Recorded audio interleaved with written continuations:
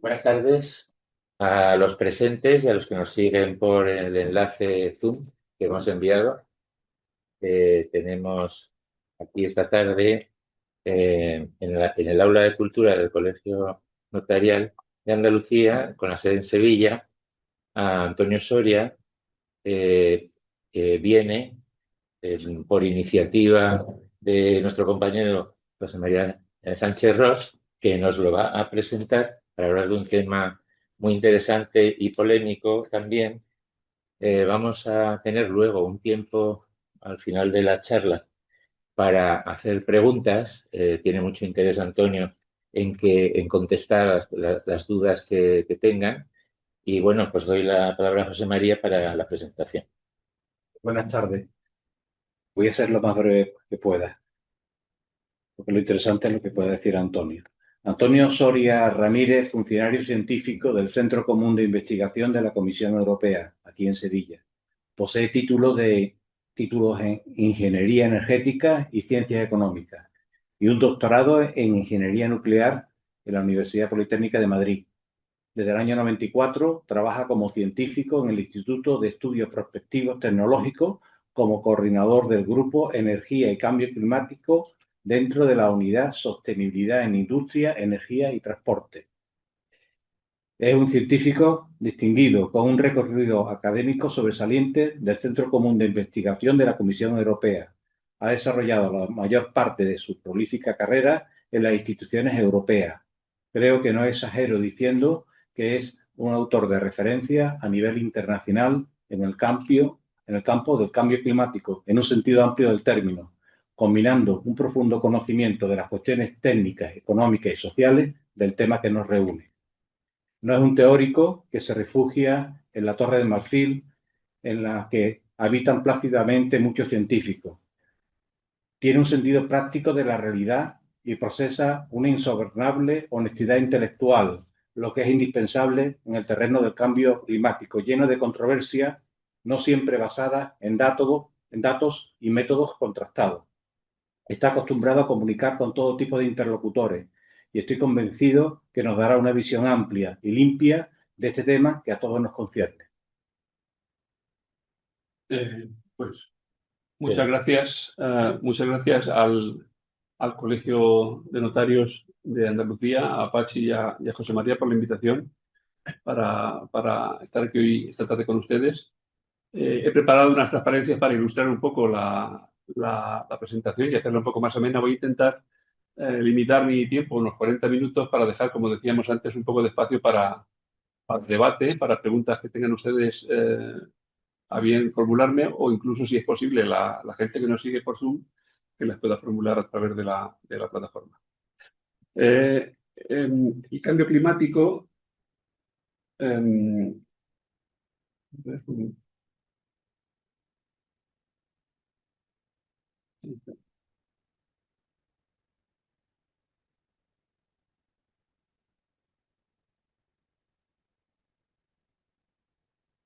¿qué es el cambio climático? Ustedes seguramente habrán oído ya hablar de esto, evidentemente.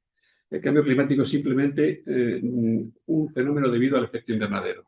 Se llama efecto invernadero porque es lo que pasa en los invernaderos. Podría llamarse también efecto almadraba, porque es el mismo mecanismo. Simplemente la radiación del Sol incide en la superficie de la Tierra, dependiendo de si esa radiación incide sobre algo oscuro o algo claro, se refleja. Evidentemente, el hielo refleja mucho más que el mar, que es oscuro, pero de esa parte reflejada, una parte se refleja en la atmósfera.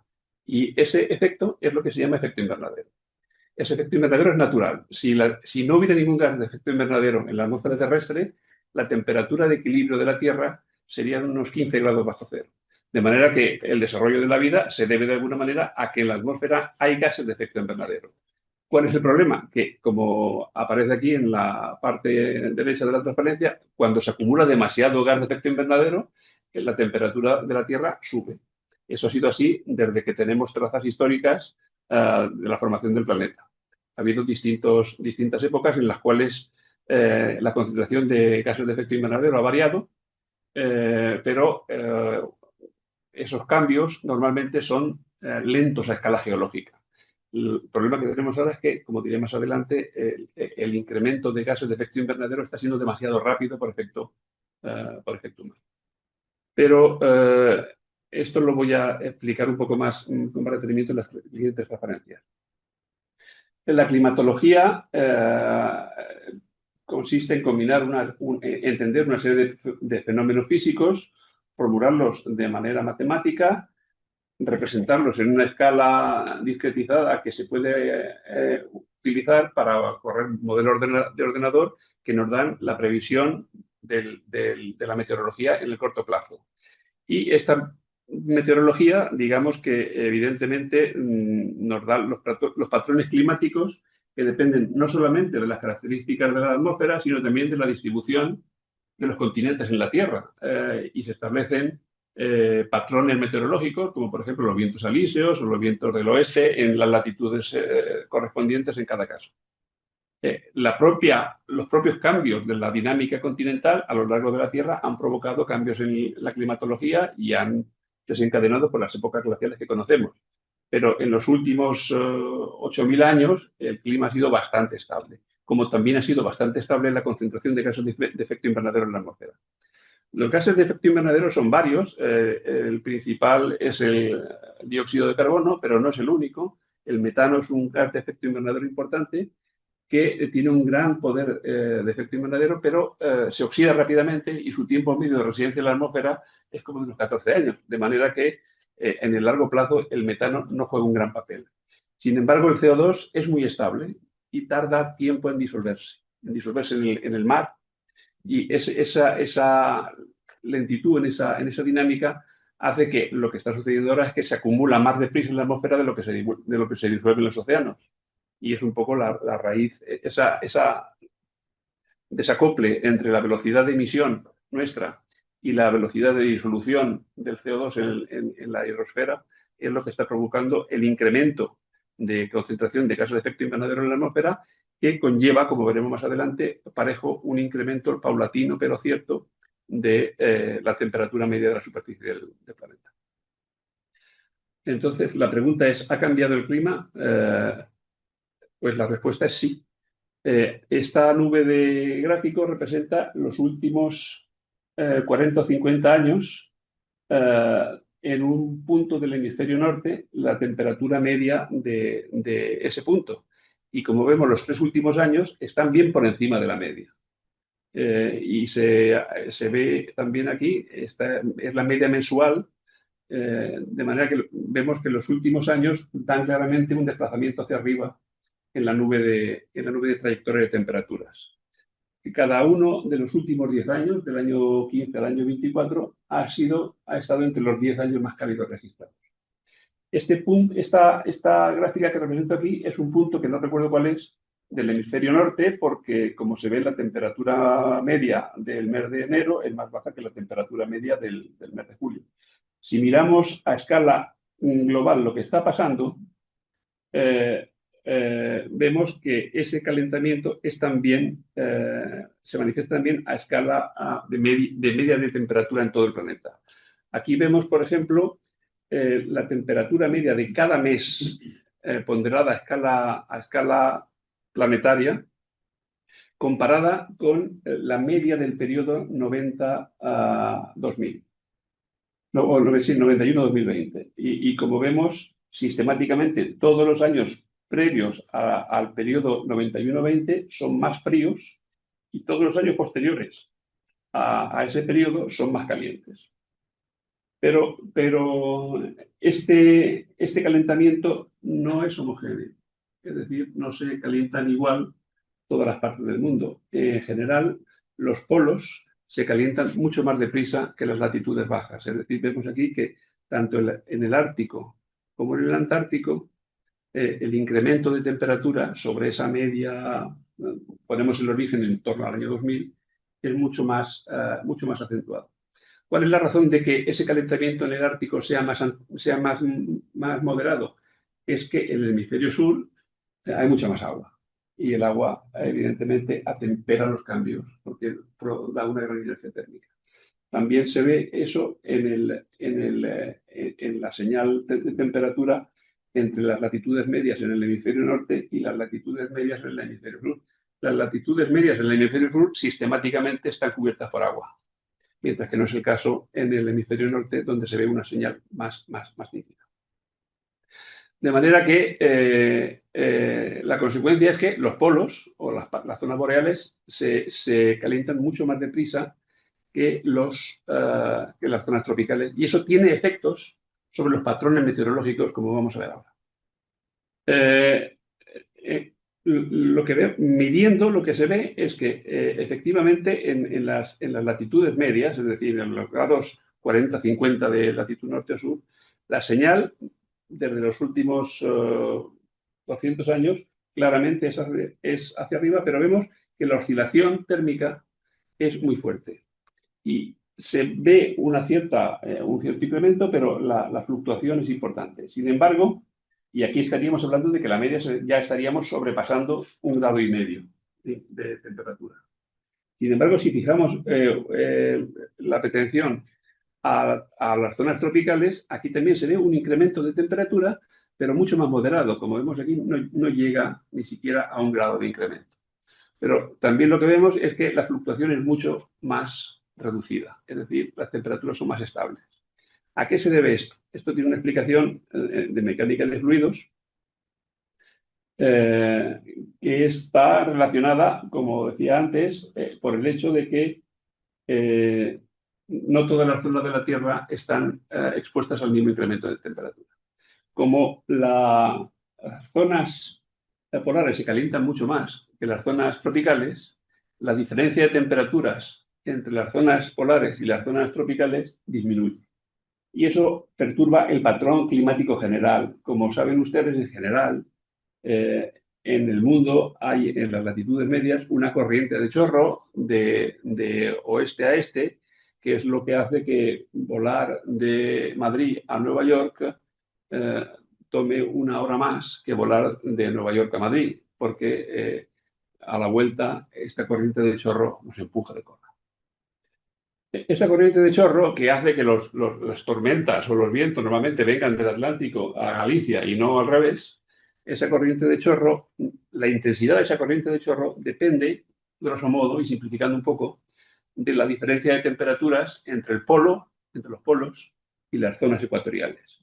Como por efecto del calentamiento diferencial, esa diferencia de temperatura se reduce, lo que está pasando es que la intensidad de la corriente de chorro también se debilita. Y al debilitarse, da meandros. Y al dar meandros, coge bolsas de aire frío y las desplaza a las latitudes bajas, y coge bolsas de aire caliente y las desplaza a las latitudes altas. Y por eso el cambio climático está asociado también a una mayor variabilidad de episodios extremos. Es decir, hay más tormentas, más ciclones, más olas de calor, pero también más olas de frío. Eso es debido a este debilitamiento de la corriente de chorro que provoca un cambio en el patrón meteorológico a escala global. Fijando ideas, ¿hay cambio climático o no hay cambio climático? Un ejemplo que traigo aquí es la medida de temperaturas medias en un punto continental del hemisferio norte, en concreto en Zúrich. Esta gaussiana, esta curva de densidad de probabilidad, da la temperatura medida en el periodo de 1864 a 1990 y vemos que tiene una distribución estadística con una temperatura media en torno a los 14 grados. Y sobre la misma gráfica representamos la distribución de temperaturas medida sobre el periodo 1991-2018. Y vemos que esa distribución de temperaturas, la temperatura media, se ha desplazado notablemente, se ha desplazado casi 2 grados, es decir, para el caso de Zúrich, hemos sobrepasado ampliamente el famoso 1,5 grados contra el cual nos queríamos proteger. Las consecuencias de esto son, para empezar, que lo que era el clima normal en 1864, hoy es un año frío. ¿Ok? Como consecuencia de eso, si razonamos históricamente teniendo en la cabeza esta curva como la verdadera, nos encontramos con que hay más episodios extremos, porque cada vez tenemos más años en esta zona. Y también tenemos nuevos máximos históricos, porque antes llegar a una temperatura media de 18 grados era completamente imposible y ahora es excepcional, pero no imposible. De manera que esto ilustra un poco, con los datos que recogimos aquí para el Politécnico de Zurich, cómo en primer lugar, en las zonas continentales del hemisferio norte ya nos hemos pasado del grado y medio, y qué implicaciones tiene esto en la distribución de temperaturas que podemos esperar. Bien, ¿por qué sucede esto? Como he dicho antes, esto sucede como consecuencia de la acumulación de gases de efecto invernadero en la atmósfera. Y la pregunta que se puede decir, ¿esto es así por nuestra culpa? ¿Quién trae esto? Y la respuesta es, podemos ver si somos nosotros verdaderamente o no. Hay fuentes naturales de gases de efecto invernadero. El metano sale de los pozos de petróleo, el CO2 sale de los volcanes, y si recogemos las emisiones de CO2 y de otros gases de efecto invernadero históricas, digamos, desde el año 1950, podemos construir una serie temporal que sería esta. Luego, la acción humana sobre los gases de efecto invernadero o sobre el clima se concentra en dos líneas. Por un lado, emitimos CO2 y metano y otros óxidos de nitrógeno, que son gases de efecto invernadero, pero por otro lado también la combustión produce aerosoles, partículas de ceniza, que tienen un efecto de enfriamiento. Entonces, hemos podido evaluar más o menos cuál es la evolución de los gases de efecto invernadero desde el año 1850 y la evolución de los aerosoles. Aquí vemos un gran pico de evolución de aerosoles. Esto coincide con los años del carbón. Aquí se emitía muchísimo carbón. Al quemar mucho carbón, evidentemente el efecto enfriante de esas emisiones se manifestaba. Cuando superponemos todo y lo alimentamos a un modelo como los que he mencionado al principio, la temperatura predicha resulta que coincide notablemente con la observación. Es decir, que efectivamente tenemos una observación que es la suma de nuestro calentamiento y de nuestro enfriamiento. Hay una evolución de las temperaturas más bajo de lo que sería los gases de efecto invernadero por el efecto, por así decirlo, benéfico de los aerosoles. La derivada de esto es un poco alarmante, porque cuando empecemos a emitir menos aerosoles por efecto de mejor combustión, todas las políticas de reducción de calefacciones de carbón en las ciudades del hemisferio occidental han tenido como consecuencia que la tendencia a este efecto, siento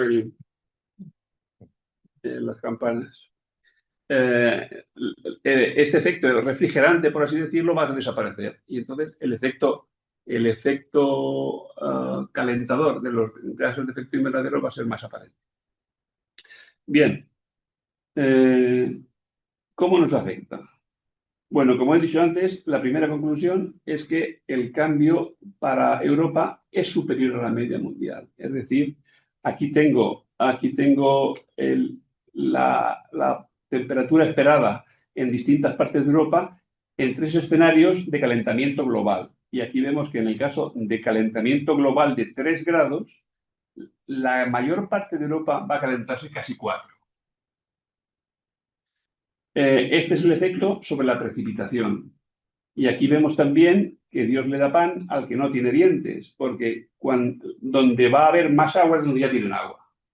Y donde va a haber menos agua es donde hay poca agua. De manera que es un efecto bastante contraproducente. Esto es el cambio previsto de precipitación comparado con el periodo de referencia de 1981 a 2010. ¿Cómo modelizamos o cómo podemos saber lo que podemos esperar? Una pregunta un poco kantiana.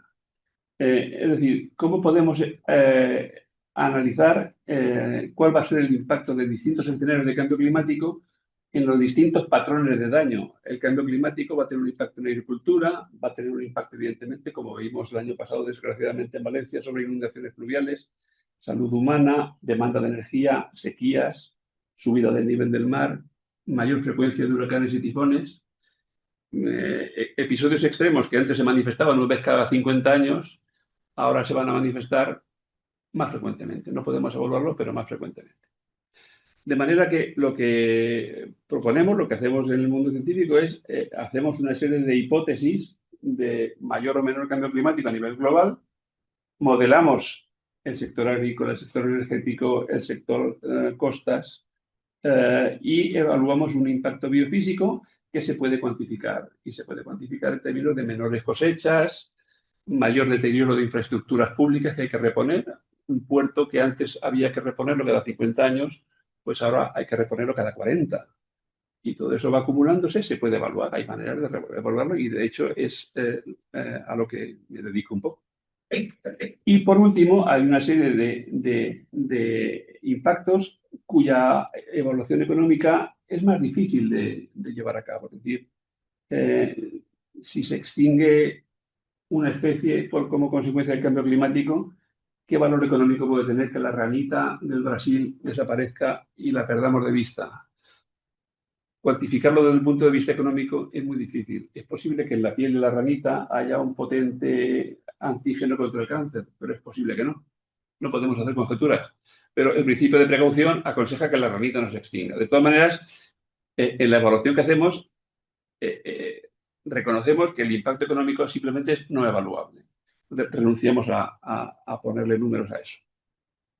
Un ejemplo de los muchos patrones de impacto que realizamos, pues por ejemplo, las inundaciones fluviales requiere un esfuerzo de modelización con ordenador importante, se discretizan las cuencas fluviales, se analizan los episodios extremos, se analizan los caudales que se pueden esperar con periodo de retorno de 40 años, de 50 años, de 4 siglos, y se ve cómo esos periodos de retorno se acortan y cómo la destrucción de capital físico o de capital humano pues tiene lugar en esos escenarios.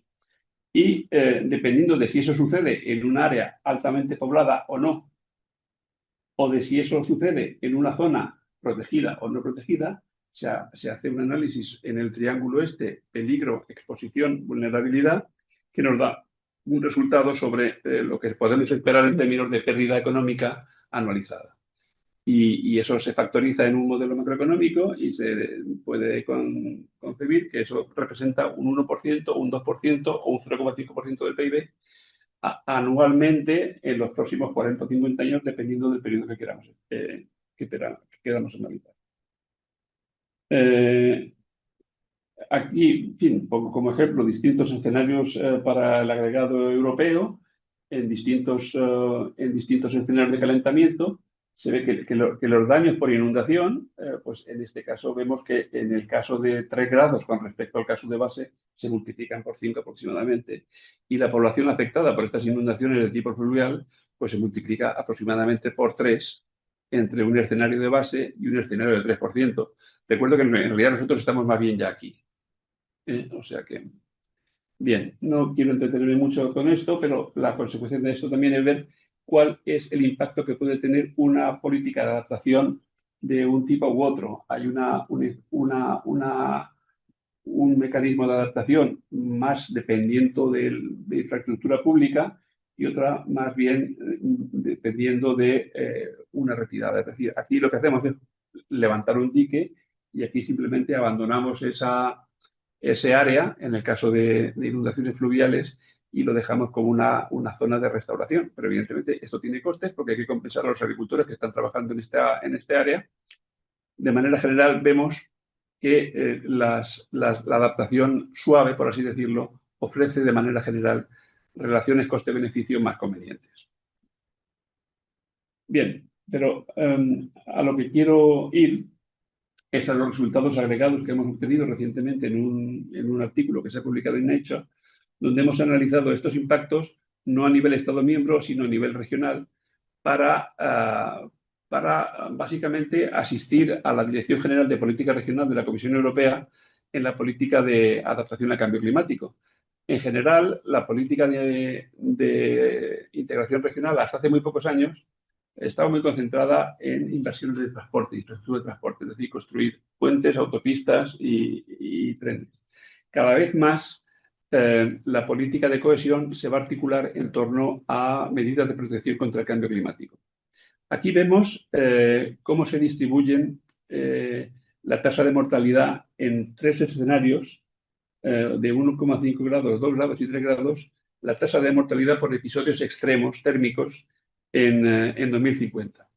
Y vemos que los impactos se concentran a lo largo del flanco sur de la Unión Europea, pero también en el flanco este por deficitaria infraestructura de protección. No hay tantos aires acondicionados y la infraestructura de calefacción también es más pobre. En el caso de la suma de población expuesta a peligros climáticos, ese flanco este-oeste desaparece y vemos claramente que las zonas más perjudicadas es la fachada sur de la Unión Europea y en particular nuestra península. Estamos aquí hablando para el año 2050. Un indicador importante también es saber cuál es el patrón de daño más dañino en cada región. Porque, como he dicho anteriormente, el cambio climático afecta al sistema socioeconómico de muy distintas maneras. Hay episodios de temperatura extremos, hay sequías, hay inundaciones, hay subida del nivel del mar y hay también tormentas que destruyen el capital físico y las infraestructuras. Entonces, en este mapa vemos cuál es el primer riesgo en cada región. Vemos que la fachada atlántica está particularmente expuesta, evidentemente, a la subida del nivel del mar. Esto no es un problema en Suiza, ni tampoco es un problema en Austria, por razones evidentes. Y aquí en este mapa decimos cuál sería el segundo patrón de daño. Esto, incluso esta presentación cardinal da muy buena medida. Si uno es el secretario o el gobernador de una de estas regiones, si tuviera un solo euro para adaptación, ¿en qué tipo de protección invertiría? Es decir, evidentemente, en el caso de España, estamos muy expuestos a las olas de calor y a la subida del nivel del mar. En otros casos, pues el patrón de daño es más heterogéneo. Por último, cuantificando económicamente, este mapa refleja un poco cuál es el impacto agregado con todos los patrones de daño, subida del nivel del mar, sequía, escasez, carestía por malas cosechas. Este mapa refleja, como digo, el impacto sobre la renta per cápita. Y aquí de nuevo vemos que hay un patrón en el flanco sur, pero también un patrón en el flanco este, debido al ineficiente uso del capital público en proteger esta parte de la Unión Europea. Pero aquí estaríamos hablando, en muchas zonas, incluso un 5% de pérdida de PIB per cápita como consecuencia del... No es una crisis económica buena como la del año 8 que produce esto, pero esto sería todos los años. Bien, esto es un poco la síntesis del impacto que puede tener el cambio climático sobre nosotros. La última parte la dedico a la política de mitigación, que es más fácil, porque si digamos que el impacto del cambio climático nos afecta de 1000 maneras distintas, hace más calor, hace falta mayor demanda de energía, las cosechas son peores, se destruyen suelos, la subida del IVA, hay destrucción de playas, es decir, hace falta verdaderamente un enfoque como más enciclopédico para atajar el problema. En realidad, los sectores implicados son solamente dos. Uno es el sector energético y otros son los sectores de usos de la tierra, es decir, agricultura y ganadería. De manera que es como más sencillo. Aquí se ve claramente. Las emisiones antropogénicas de gases de efecto invernadero por sector son a escala global casi un 75% debidas al sector energético y el resto a usos de la tierra o a usos industriales. De manera que, simplificando mucho, si nosotros consiguiéramos descarbonizar completamente el sector energético a nivel mundial, lo cual es un objetivo bastante ambicioso, de alguna manera tendríamos el tema bastante resuelto. Los acuerdos de acción a nivel internacional los conocen ustedes. Hay un panel intergubernamental de cambio climático que da la ciencia de esto, en la cual muchos de nosotros participamos. Y luego el acuerdo marco que rige es el Acuerdo de París, que ha sido adoptado jurídicamente, de manera jurídicamente vinculante por 195 países, aunque lamentablemente, como saben ustedes, los Estados Unidos se han retirado de esto. ¿De qué manera funciona la UNFCCC? Cada año, cada país signatario declara un plan de descarbonización, lo que se llama contribución determinada a nivel nacional, que es un compromiso que tiene ese país para reducir las emisiones en el sector energético, pero también en el sector de suelos, para reducir las emisiones por un lado y también para adaptarse al cambio climático. Cada año estos objetivos se refrescan y son cada vez más ambiciosos. Y luego, por último, una versión de esto a largo plazo es lo que se llama las estrategias a largo plazo, que son los objetivos de reducción de gases de efecto invernadero hacia el año 2050. De manera que los NDCs, por así decirlo, son el aperitivo hacia 2030 y la estrategia a largo plazo es la continuación de ese objetivo establecido hacia el año 2050. Esto tiene alguna importancia por lo que le voy a contar a continuación. Focalizándonos un poco en el 75% de las emisiones de gases de efecto invernadero que se originan en el sector energético, nosotros tenemos nuestro modelo que nos ayuda a estimar cómo va a evolucionar el sistema energético mundial si progresivamente se adoptan tecnologías que dejan de quemar combustibles fósiles y utilizan otras fuentes de energía que no emitan gases de efecto invernadero. Y esa transición energética la capturamos con este modelo y la ponemos en contexto utilizando 3 escenarios de base. Un escenario en el cual asumimos que cada país hace lo que ha anunciado que va a hacer hasta ahora. Otro escenario que dice, vamos a implementar lo que acabáis de decir en la convención de diciembre sobre vuestras emisiones en el año 30. Y otro escenario que es lo que habría que hacer, lo que cada uno de esos países debería hacer para garantizar que entre todos no nos vamos más allá del 1,5 grados a nivel mundial. Es decir, esto es lo que haríamos si no hacemos nada extraordinario. Esto es cuánto estamos dispuestos a hacer con el objetivo de ir hasta una descarbonización total. Y esto es a qué velocidad habría que hacerlo para garantizar que la temperatura media no sobrepasa el 1,5 grados.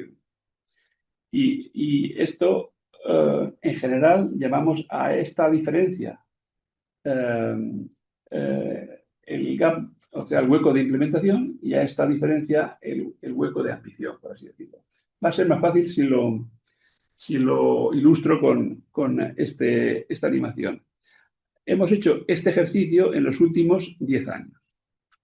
Y en este primer ejercicio, que corresponde a nuestra proyección en el año 2015, vemos que aquí el escenario de referencia asumía que las emisiones iban a ir hacia arriba inexorablemente.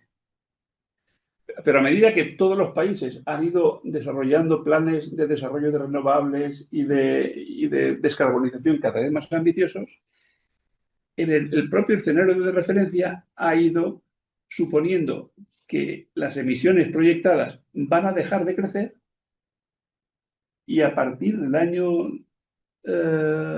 digamos, a partir de los análisis que hicimos en el año 20, 21 y 22, evidentemente aquí vino este gran gap que fue debido al COVID. Vemos que lo que estamos ahora proyectando es que va a haber un rebote, es decir, las emisiones van a alcanzar un máximo quizá en los próximos años, y después, como consecuencia del desarrollo masivo de las renovables y de la electrificación de la energía final, se va a producir una cierta una cierta estabilización de las emisiones. Todo esto compatible con una economía que se supone que en el año 2100 va a ser 5 veces superior a la que tenemos hoy. Es decir, vamos a ser 5 veces más ricos y vamos a producir a escala mundial 5 veces más PIB, pero con un nivel de emisiones básicamente la mitad del que tenemos hoy, a escala mundial.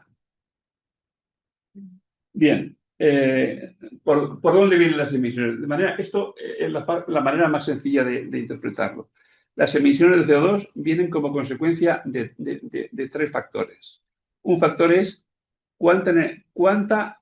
qué contenido de CO2 tiene la energía que consumimos hoy. Luego, ¿cuánta energía tenemos que consumir para generar un euro de riqueza? Y luego, ¿qué riqueza vamos a tener? Y la riqueza que vamos a tener depende de la renta per cápita por la población. De manera que si la población va a haber, evidentemente, una transición demográfica que ya estamos viendo. Si la población se estabiliza primero y después decae, las emisiones van a ser inferiores. Si la renta per cápita decayera, también las emisiones van a ser peores. Nadie tiene interés en que la renta per cápita decaiga. Si los requerimientos energéticos para crear una unidad de riqueza también decaen porque somos más eficientes, porque podemos generar la misma riqueza consumiendo menos energía, pues también van a mejorar las emisiones.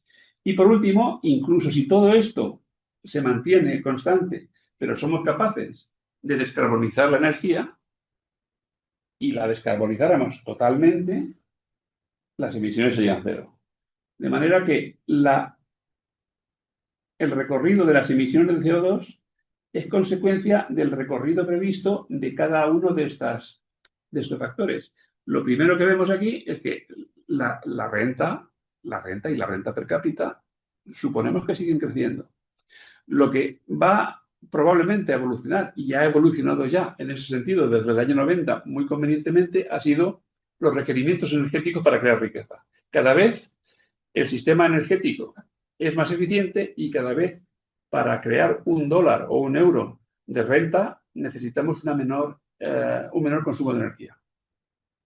Esto es consecuencia de que la energía es cada vez más eficiente, pero también es consecuencia de que hay a nivel global una terciarización de la energía, es decir, cada vez hay menos procesos industriales y en el PIB el sector servicios tiene un peso mayor, sobre todo en las economías avanzadas. Y por último está la descarbonización de la energía, que es de alguna manera una de las claves. Y con respecto a esta variable, evidentemente, en los últimos 15 años hemos visto un notabilísimo desarrollo de los precios de la energía renovable que nos permite a día de hoy generar electricidad libre de carbono a precios verdaderamente competitivos. Que esa es, de alguna manera, la razón por la cual podemos dar este paso de este número de escenarios a estos. Bien, aquí también reflejo esos 3 escenarios que había descrito antes. Esto es la proyección de base que hacíamos hace 10 años y esta es la proyección de base que hacemos ahora. Pero la evolución real que tendríamos que tener para no sobrepasar 1,5 grados es mucho más radical. Y esto evidentemente no depende solo de Europa, depende de China, de Estados Unidos, y que esto suceda o no suceda, por así decirlo, no está en nuestra mano. No está en nuestra mano como sociedad europea. Lo que sí que está en nuestra mano, evidentemente, es descarbonizar nuestro propio sistema. Y para descarbonizar nuestro propio sistema hay 4 estrategias clave, digamos. 2 de ellas están a tiro de piedra, por así decirlo, y las otras 2 son más caras. La primera estrategia es descarbonizar el sector eléctrico. Es decir, que toda la electricidad que produzcamos sea libre de gases de efecto invernadero. La segunda estrategia es sustituir en el consumo de energía combustión por electricidad. Si por un lado producimos electricidad libre de CO2 y esa electricidad la utilizamos en los sectores que demandan energía, la suma de esas dos estrategias, vemos aquí que ofrece casi 2/3 del potencial de descarbonización total. Las otras dos energías, las otras dos estrategias son más caras porque implican descarbonizar sectores que son difíciles de electrificar. Hay procesos industriales que piden combustión porque piden alta temperatura. Hay procesos industriales que piden 2000 grados y 2000 grados solamente se puede conseguir con una combustión. Si lo que quemamos es fósil, emitimos CO2. ¿Se puede solucionar? Sí. ¿Cómo? Quemando un combustible que sea sintético, que sea generado a partir de electricidad renovable y que dé esa temperatura. Pero ese proceso hoy en día es caro porque no tiene el abaratamiento que ha experimentado el panel fotovoltaico por la energía eólica. Y por último, la cuarta estrategia, que es también cara, es relativa a las emisiones negativas, es decir, incrementar la fijación de CO2 por plantas, reforestación, ese tipo de cosas. Vemos que la tendencia es la opuesta, es decir, más bien se deforesta a nivel mundial. Hablábamos antes de que en España la masa forestal ha crecido en los últimos 50 años notablemente, pero lamentablemente a escala mundial no es el caso. Entonces, a escala mundial es una estrategia de coste caro. Fijándonos en lo que aquí llamamos frutos a tiro, las dos estrategias 1 y 2, que más o menos engloban 2/3 del objetivo, consisten, como decía antes, en, por un lado, producir electricidad limpia y, por otro lado, electrificar las usos finales.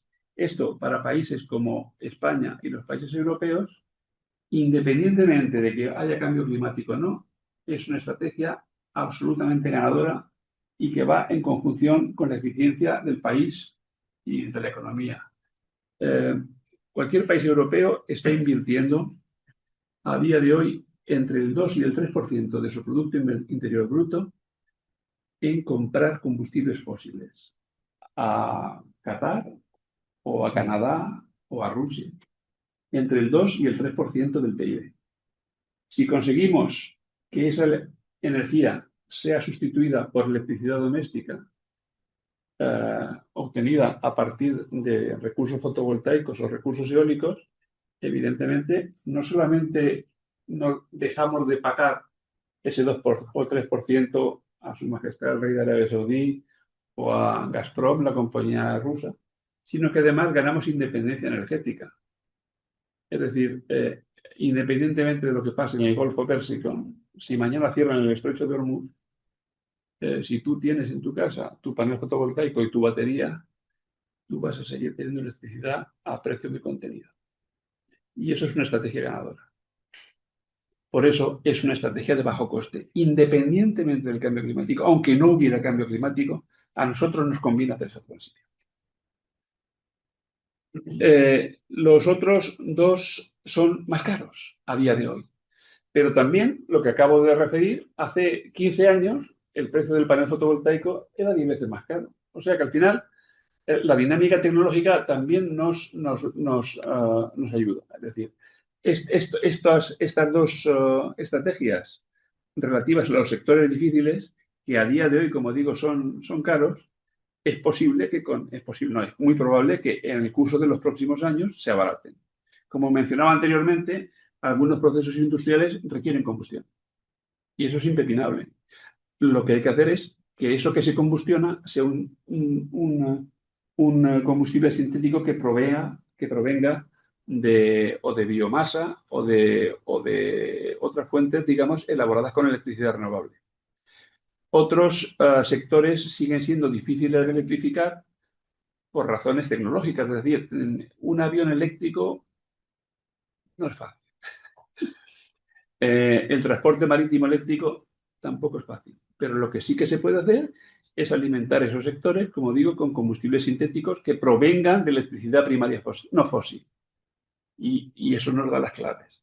Evidentemente, de la misma manera que el desarrollo de los paneles fotovoltaicos se ha hecho a base de subvenciones, que nos ha costado un dinero, La idea es que pongamos subvenciones para el desarrollo de estas tecnologías que nos permitan adquirir el know-how y no transferirlo a otras economías que al final nos venden la misma tecnología y nos más barato. Estoy pensando en países asiáticos que ahora se benefician de los esfuerzos que hemos hecho en Europa para subvencionar durante largos años la energía fotovoltaica y ahora no lo venden ellos.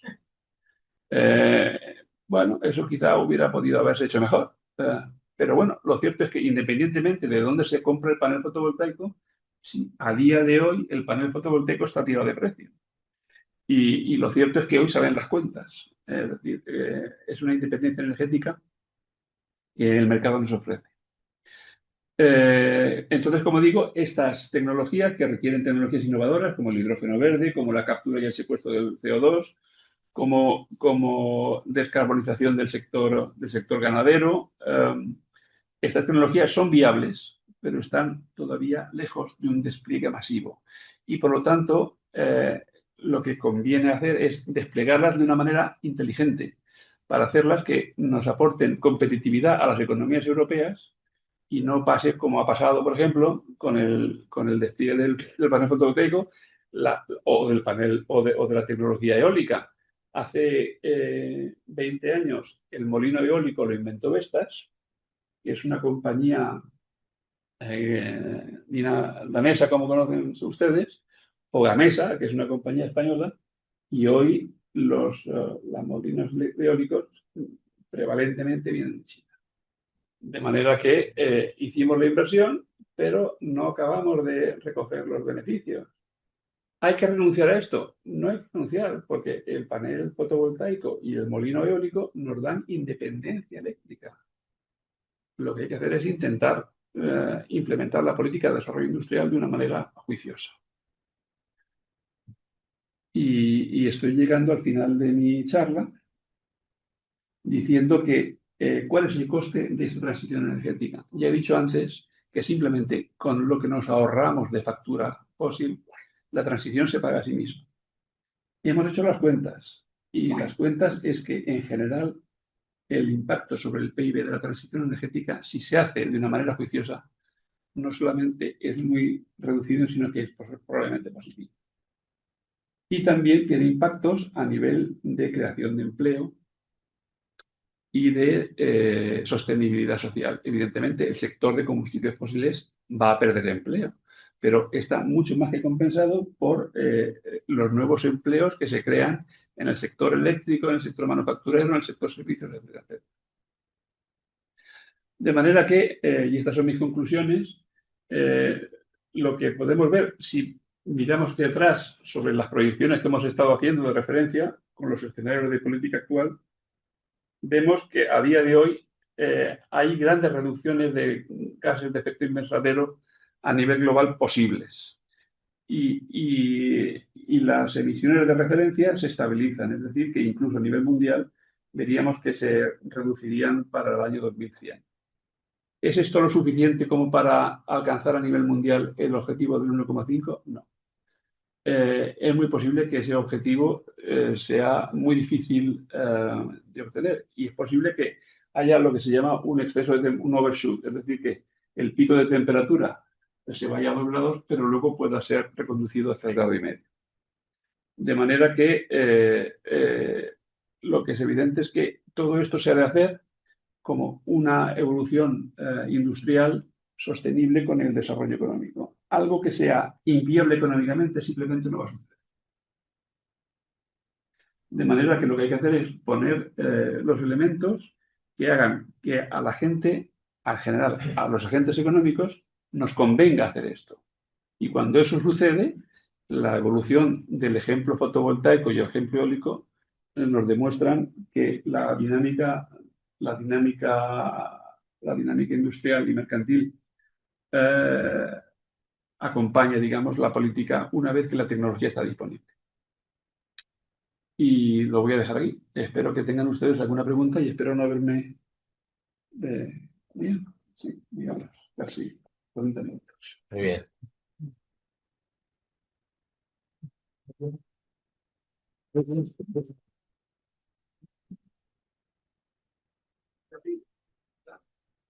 quiere hacer una pregunta.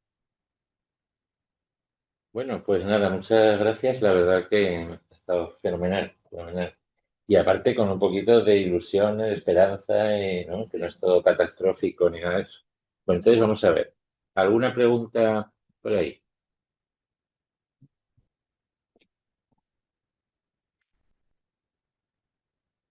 Sí, yo soy filólogo y por tanto totalmente ignorante en cuestiones de física y no debería hablar. Pero hace unos años traduje al castellano el libro de Marco Polo, donde cuenta sus viajes por Asia, desde Venecia hasta Pekín. Y por lo que se ve, hacía calor, porque si no, con largos inviernos no hubiera podido atravesar Afganistán y todo eso. Ni los mongoles, a los que él trató, hubieran podido llegar, pudiendo dar de comer a sus caballos hasta Austria, como llegar. El hemisferio norte estaba caliente y las estepas asiáticas tenían hierba que alimentaba a los caballos. Claro, eso como usted sabe, era el óptimo climático medieval que duró desde el siglo IX hasta el siglo XVI. Exacto, sí, sí. En el norte de Inglaterra se cultivaba vino, había viñedos. Groenlandia, como dice su nombre, era una tierra verde. Se dice que eso lo inventó Erika el Rojo para hacer propaganda, pero si se llama tierra verde, quizá no había 80% de tierra cubierta de hielo, como se dice hoy. Sí. Llega el siglo XIV y vino la pequeña edad de hielo y todo se enfrió. El siglo XVII también. Ah, XVII, sí. Y vemos en el Museo del Prado esos cuadros de los pintores holandeses donde se ven niños en las calles de Amberes, con patinetes. Patinaje sobre el Támesis. Exacto, sí, sí. Entonces, bueno, ya usted ha indicado una esperanza. No puede, o sea, tenemos que dar por perdido ya este asunto. Nos vamos a quemar, o sea, nuestros descendientes se quemarán. ¿O podrá venir otra edad de hielo y empezamos desde el principio? Bueno, voy a darle un par de números, aunque sea usted de ley. La concentración de CO2 en la atmósfera ha sido estable en torno a unos 200, 280, 200, en torno a 300 partes por millón, 280 partes por millón en los últimos 2000 años o así. Hay pequeñas fluctuaciones y es posible que el origen exacto de la pequeña edad del hielo no está claro a qué atribuirlo, porque es un fenómeno probablemente local europeo. No estamos seguros de que la edad de hielo fuera un fenómeno global. Pero en los últimos 40 años esa concentración de 280 ha pasado a 400. La última vez que estuvo en 400 fue hace unos 50 millones de años. Y entonces la temperatura era 4 grados superior a la temperatura de hoy. Es decir, si nos preocupara 1,5 grados, eran 4. Con 4 grados hace 55 millones de años se registran fósiles de árboles en la Antártida. La Antártida ya estaba en el Polo Sur entonces. Entonces, el nivel del mar era como unos 20 metros por encima del nivel actual.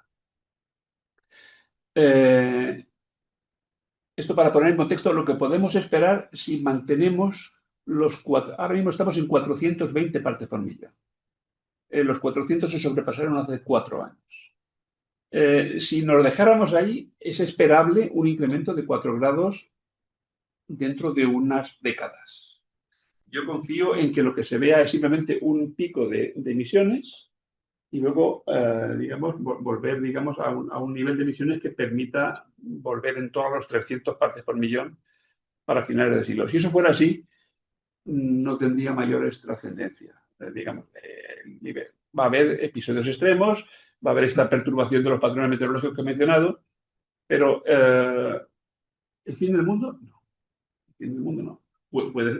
4 grados permanentemente tampoco sería el fin del mundo, pero si 4 grados se manifiestan a lo largo de 4 siglos, eso significaría que una gran parte de las ciudades costeras mundiales desaparecen. Incluso esto no sería el fin del mundo, pero sería un grave perjuicio económico. En cualquier caso, el impacto económico depende sobre todo no de la magnitud del efecto, sino de la velocidad de ese. Es decir, un episodio extremo como una dana produce un roto importante en vidas y haciendas porque se manifiesta en dos días. Pero la subida del nivel del mar es mucho más lenta. Y evidentemente, al ser muy lento, da tiempo a una retirada ordenada, digamos. Pero esto no quiere decir que no sea dramático, porque subir 20 metros el nivel del mar no es moco de pavo, por decirlo de una manera. Más preguntas, por favor. Dígame. Enhorabuena, creo que ha sido bueno, muy clarificador, muy interesante lo que hemos oído de su boca. Y sobre todo ha sido esperanzado, ¿no? La primera parte de la descripción de cambio climático, ¿verdad? De dimensiones catastróficas bíblicas, ¿no? Tremendo. Pero bueno, está esa parte esperanzada de la descarbonización y de la posibilidad de que la energía sea verde y que ese camino sea seguro. Es muy esperanzado. Lo que pasa es que ahí usted habla, claro, en términos científicos y homogéneos, ¿no? Estadísticos, pero la realidad se está barbarizando, ¿no? Estamos entrando en una época de clarísima barbarie donde el poder político, no quiero ser muy concreto, bueno, pero se abandona, que ha aludido a ello, ¿no? El Acuerdo de París y ese camino es el que han tomado los poderes. Entonces, y además tiene una tecnología que consume, por lo visto, mucha energía, ¿no? Como la que necesitan los microcentrales de la inteligencia artificial. Entonces, todo eso, ¿cómo se podría de alguna manera corregir? Porque, por otra parte, los países poco desarrollados tienen derecho a una industrialización que sería con energía fósil, imagino, porque es la que tienen a mano y tal. Y también redundaría en que no haya una política o un avance homogéneo en ese sentido positivo de la energía verde. ¿Cómo ve ese? Bueno, pues usted suscita un tema muy relevante. Sobre, digamos, el negacionismo reciente que se observa. Yo creo que la realidad es muy tozuda. Es decir, muchas de las cosas que he dicho no me las invento yo. Son hechos científicos. Algún país puede sentirse tentado a seguir produciendo CO2, evidentemente. Si tú vendes y vendes y vendes combustibles fósiles, puedes pensar que va contra tus intereses económicos. Pero cuando sufres las consecuencias del cambio climático año tras año, al final las cosas caen en su peso. Puedes negar la realidad, pero al final termina materializando. Florida es un sitio especialmente vulnerable, por ejemplo, a la subida del nivel del mar. Pensando en otro productor de energía fósil, si pensamos en los países del Golfo, ya tienen un clima extremo. Y lo van a tener mucho más extremo. Si la temperatura media del planeta sube un par de grados, largas partes del norte de África o de la península arábiga podrán ser inhabitables. Pero también es cierto que esos países tienen una gran exposición solar y de la misma manera que son muy competitivos en producir combustibles fósiles, podrían dedicarse a producir electricidad fotovoltaica en cantidades industriales que los harían muy competitivos para todo ese tipo de industrias electrointensivas, algunas de las cuales ha hecho usted mención. De manera que al final las cosas un poco caen por su peso. Esperemos que caigan por su peso rápidamente, que no haya que esperar a un grave daño para que la gente se dé cuenta de ciertas cosas. Pero la realidad es muy tozuda y la gravedad tira siempre en la misma dirección. Un tema muy importante que ha mencionado usted a nivel global, pero también se puede derivar a nivel interior de cada país, es los aspectos de equidad en la transición energética. Hay países pobres que no tienen los recursos para instalar las tecnologías que hacen falta para tener esa transición energética. su establecimiento depende de la dotación de capital, que muchas veces no tienen. Pero esto también depende un poco del tipo de país. Pensemos en países en vías de crecimiento, pero sin combustibles fósiles. Pensemos en la India, pensemos en Vietnam o en Indonesia. Estos países no tienen petróleo, ni tienen gas. Tienen que darle energía a su población, pero tienen ya, gracias al esfuerzo que hemos hecho en Occidente de subvencionar durante largos años ciertas tecnologías, ahora disponen de electricidad fotovoltaica y eólica relativamente barata. Y ahí lo único que tienen es un cuello de botella inversor. Pero en el momento que esos países puedan hacer esa inversión, van a ser los primeros en salirse. Porque ¿por qué tendría la economía hindú o pakistaní o vietnamita o indonesia que pagar una factura absolutamente inhumana en términos de gas natural a Qatar o a Bahrein si pueden ser independientes energéticamente? Pero hace falta que tengan el dinero. A nivel doméstico pasa un poco lo mismo, porque la transición energética ha pasado por el hecho de que nos den subvenciones para poner nuestros paneles fotovoltaicos. Pero no todas las hogares tienen dinero para poner incluso el 15% que tienen que poner de su bolsillo. De manera que una política doméstica mal hecha puede haber consistido en que con los impuestos de los pobres pagan a los ricos subvenciones para que pongan paneles fotovoltaicos en sus techos. Pues a lo mejor no es la mejor manera, pero esa regresividad de la política tiene que ser compensada de alguna manera. Y ahí está el buen juicio del diseño de las subvenciones y de los instrumentos para hacer que esto no sea una política regresiva, es decir, que con el dinero de las clases medias se subvencione las baterías que uno puede poner en su sótano en una casa de 500 metros. Esto requiere sutileza en el desarrollo de las políticas energéticas para que hacer una política que a priori podría ser regresiva sea progresiva. Porque solamente haciéndola progresiva será asumible por la sociedad en su conjunto. Y eso es un poco el desafío que hemos tenido en los últimos años, no solamente en España, sino en muchos países europeos. Hacer la eficiencia compatible con la equidad.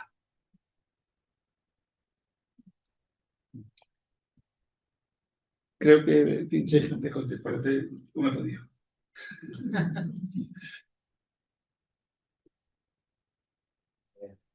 Muchísimas gracias, Antonio. Muy clarificador, yo creo que la intervención. Y efectivamente, yo creo que la gran sombra, la gran duda que tenemos todos es si, como ha expuesto, la solución tiene que ser coordinada a nivel mundial, a nivel global, si las fuerzas que están ahora aflorando van a permitir esa equidad, que yo diría que tiene que ser también interterritorial, pero también intergeneracional.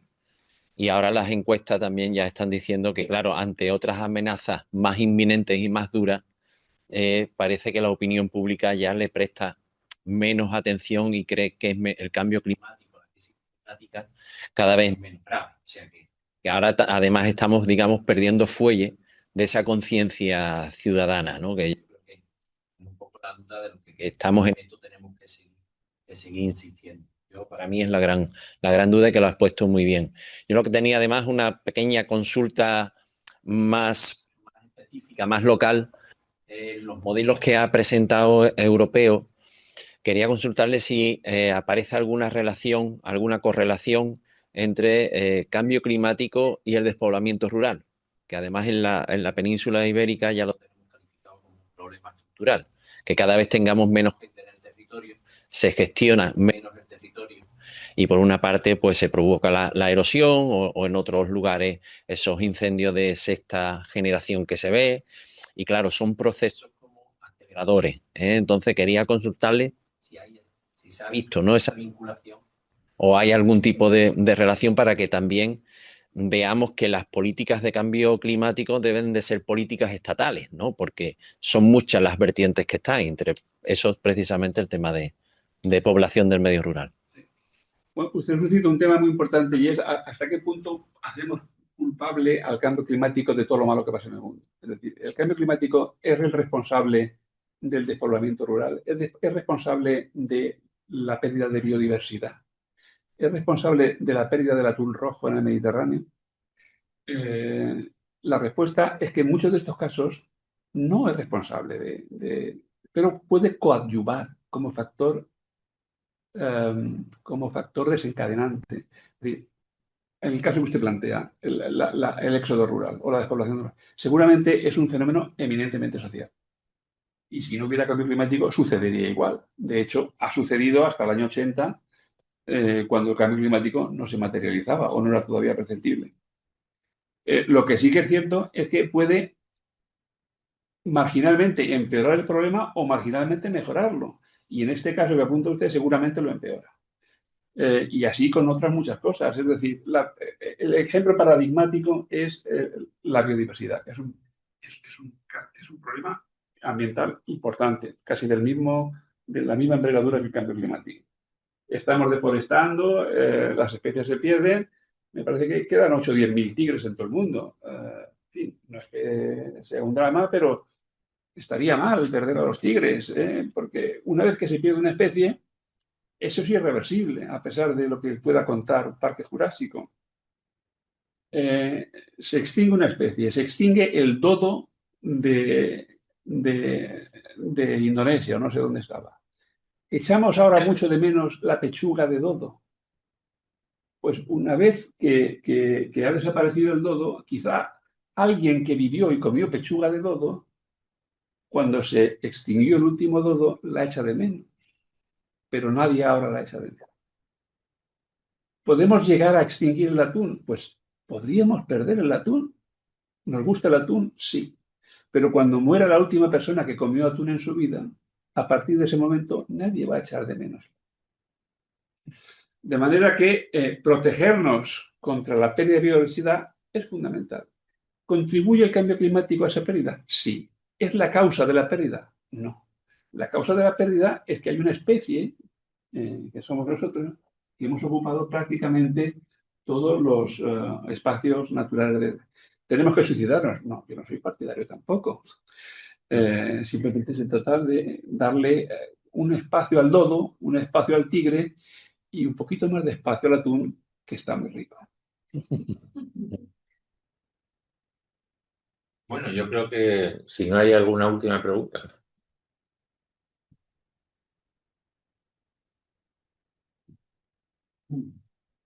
Gracias por su intervención. Dos preguntitas, que no se ha hablado nada de ello. La energía nuclear puede resolver algo en este tema. Y en segundo lugar, el desarrollo de la economía del hidrógeno, el hidrógeno verde, que es una cosa que creo que tiene bastante futuro. ¿Cómo puede contribuir a beneficiar el proceso, ¿no?, de la descarbonización? Gracias. Menciona usted dos tecnologías de diferente naturaleza, porque la energía nuclear es una tecnología asentada, que existe y que entrega importantes cantidades de electricidad libre de gases de efecto invernadero en muchos países. Ha dado algún susto, como saben ustedes. Pero en general es una tecnología probada, es decir, es una tecnología que funciona.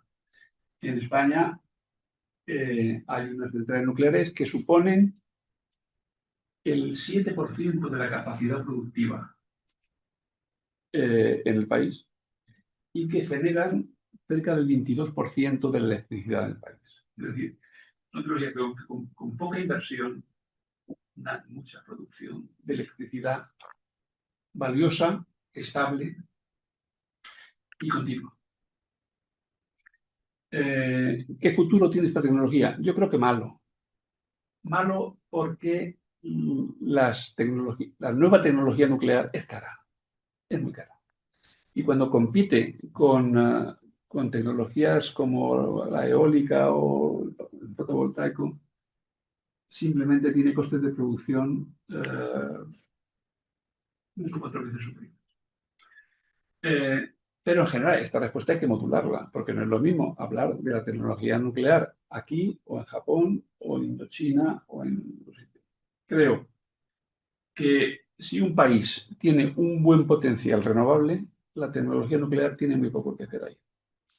Dicho esto, un país que tenga potencial renovable y alguna central nuclear en operación, no creo que deba, y esta es mi opinión personal, que es discutible, un país que tenga potencial renovable y alguna central nuclear en operación, no creo que deba renunciar a una tecnología que está ya amortizada, que se ha pagado a sí mismo 30 veces y que puede producir durante algunos años más, décadas quizá, una corriente de electricidad limpísima y sobre todo segurísima. Dicho esto,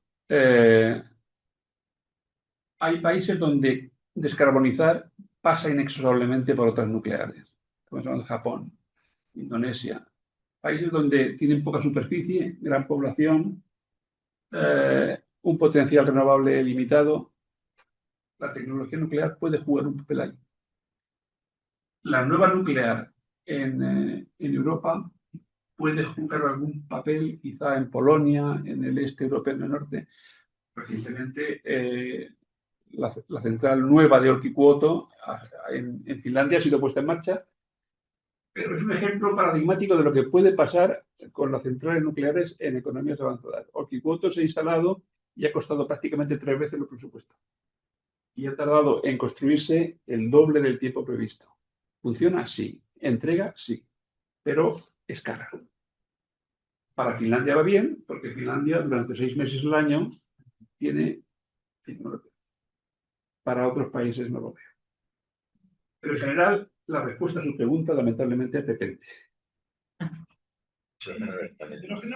Hidrógeno. El hidrógeno, contrariamente a la tecnología nuclear, es un sector que lamentablemente no existe. O sea, no hay hidrógeno verde. A día de hoy no se produce hidrógeno verde. Hay una tecnología que puede hacer hidrógeno verde con electricidad renovable a precios fuera del mercado. El hidrógeno que se consume hoy, todo el hidrógeno que se consume hoy, se produce a partir de gas natural y por lo tanto emite CO2. Con esa tecnología estamos en un estadio de desarrollo tecnológico similar al que teníamos con la fotovoltaica hace 15 o 20 años. Es decir, es una tecnología que tiene que desarrollarse. ¿Qué tipo de combustible sintético vamos a tener?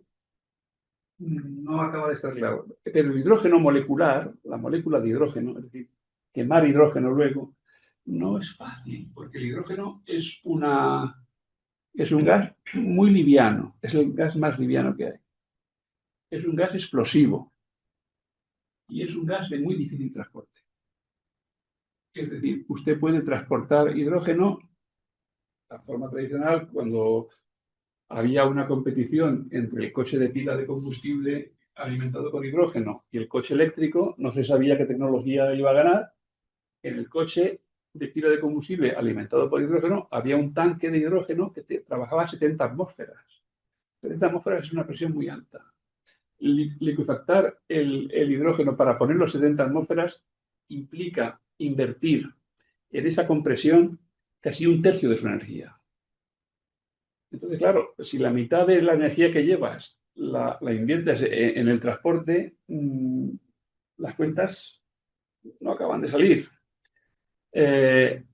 Lo que vengo a decir es que el hidrógeno va a jugar un papel, pero el hidrógeno molecular es un vector energético de difícil acomodo, porque si se transporta en fase gaseosa es muy volátil, es explosivo, y si se transporta en fase líquida, deja de ser interesante porque requiere costes energéticos muy elevados. Es mucho más fácil, a mi juicio, transportarlo combinado con algo, combinado con otra molécula de otro átomo de carbono. Etanol, metanol, combustibles sintéticos, alcoholes, que son vectores energéticos mucho más estables. Transportar etanol es como transportar vodka. Entonces es mucho más... ¿Por dónde va a ir? Va a depender de la aplicación. Hay procesos industriales que van a requerir hidrógeno y va a haber un mercado específicamente para el hidrógeno. Pero hay procesos industriales que van a tener otro tipo de... otra molécula. Vamos a ver, no quiero tampoco hacer el profeta tecnológico. De la misma manera que hace años no sabíamos si el ganador en el sector del transporte por carretera iba a ser el coche de pila de combustible o el coche eléctrico, y ahora sabemos quién ha ganado. Pues aquí no sabemos qué molécula va a ganar, pero no va a ganar una sola. Va a haber hidrógeno, va a haber bioetanol, va a haber otros combustibles sintéticos, y cada uno va a tener su cuota de mercado. Pero lo que sería conveniente es no tener expectativas muy altas sobre el hidrógeno verde, porque es carillo, digamos, de momento. Perdón. Sí, quería preguntarte si es significativa la contaminación que puede producir la inteligencia artificial. Bueno, la respuesta a esa pregunta depende, porque lo que consume la inteligencia artificial es electricidad. Entonces, si esa electricidad la alimentamos con centrales de carbón como hacen en China, no nos da la vida. Pero eso habrá que ver un poco también. Hay una cierta inflación quizá sobre el tema. Vamos a ver. Pero digamos que la respuesta a tu pregunta depende de qué sector eléctrico tienes. Entonces, hay sectores que también depende de qué aplicación de inteligencia artificial, porque si estamos hablando de aplicaciones de inteligencia artificial que demandan inteligencia durante las horas del día, entonces para un país como España estamos en una situación óptima, porque sin recurrir a la batería, sale el sol por Antequera, se empieza a utilizar la inteligencia artificial para los mercados financieros, y cuando se cierran los mercados también se pone el sol, de manera que sale bien. Pero si es para hacer cálculos sofisticadísimos que implican una demanda de actividad 24 horas del día, bueno, entonces las cuentas salen peor, porque hay que combinarlo con batería, y entonces ya a lo mejor sale el doble de caro. Y entonces a lo mejor la ventaja competitiva, en vez de tenerla España, pues la tiene Islandia, que tiene electricidad geotérmica las 24 horas del día, los 7 días de la semana. Depende. Lamento tener que dar otro depende. Bueno, pues nada, muchas gracias, Antonio, José María, a todos, y bueno, pues hasta la próxima ocasión. Buenas noches. Gracias.